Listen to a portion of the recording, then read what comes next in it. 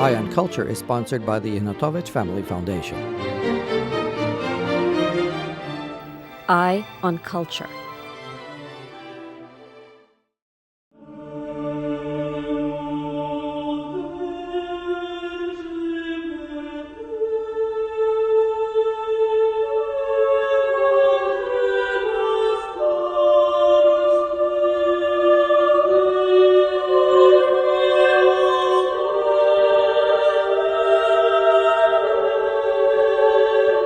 Maksym Berezovsky was one of the founders of the classical tradition of Ukrainian choral music.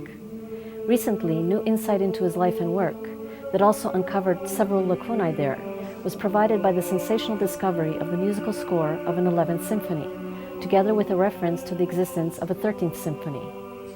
These unexpected developments shed a whole new light on the extent and character of Berezovsky's artistic achievements. Up to that point, Berezovsky was known to have composed only grand choral compositions, and one sonata for violin and cembalo. Now we see that he also composed at least 11 symphonies, which we had no clue even existed. This discovery also changes our understanding of the general process of musical development in Ukraine and the Russian Empire in the 18th century, because until the point of our new understanding, the first symphonic work in the Russian Empire was considered to have been the Concerto Symphony in B-flat major, composed by another famous Ukrainian, Dmytro Bortnyansky. This symphony was written at the end of the 1780s, 10 years after Berezovsky's untimely, tragic death. So, when and where did Berezovsky write his symphonic works? Still in Italy, in Bologna or Livorno?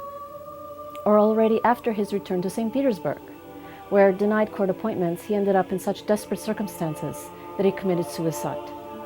Perhaps he indeed wrote his symphonies in Italy, although we know equally very little about his work during this last period in St. Petersburg.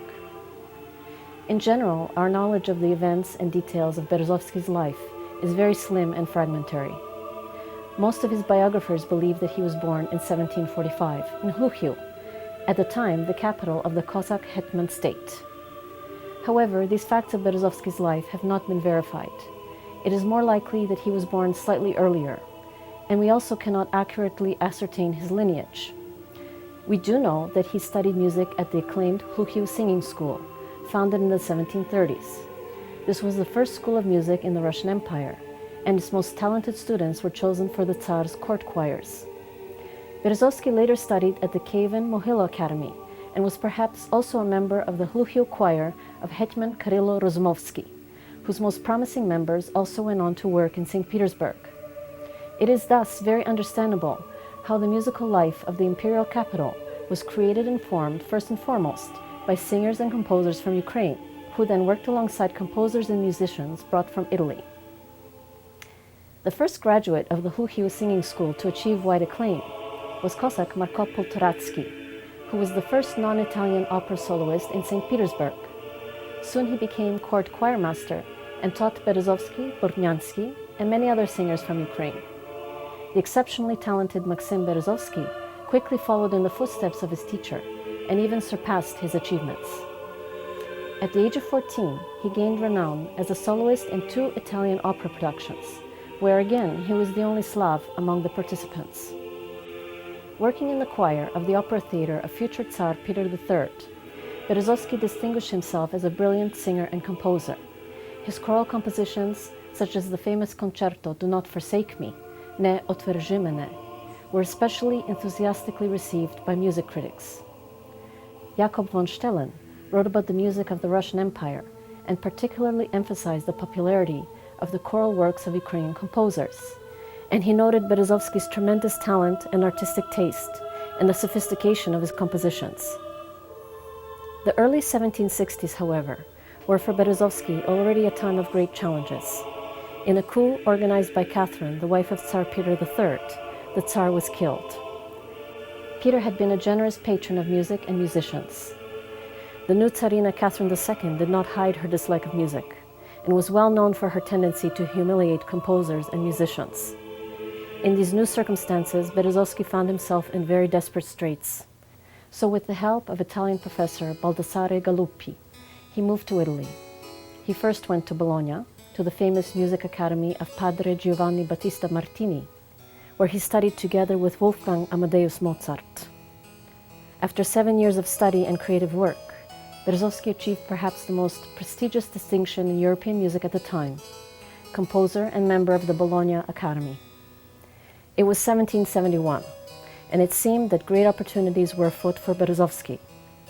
We know that this was a time of his blazing artistic endeavor. Unfortunately, most of his compositions from that time have not survived. In 1772, he wrote his violin sonata in Pisa. In 1773, his opera Demofonte had a very successful premiere in Livorno. Only 4 fragments of the latter work have survived, but they nevertheless show Berezovsky's brilliant musical talent. In fact, the great mastery of these musical fragments in the style of European classicism later earned Berezovsky the moniker the Ukrainian Mozart. In 1775, inspired by his successes and full of hope for the future, Berezovsky returned to St. Petersburg, where, unfortunately, bitter disillusionment awaited him. Pushed out of his position of status by a clique of court cronies, this great composer and member of the Bologna Academy was forced to work in the court choir without a concrete job title or prospects for the future. Launched into poverty and without the hope of future work, offended and humiliated, the proud by nature Berezovsky fell into a deep depression and soon became gravely ill. In 1777, in a feverish delirium, he committed suicide. He was barely 30 years old.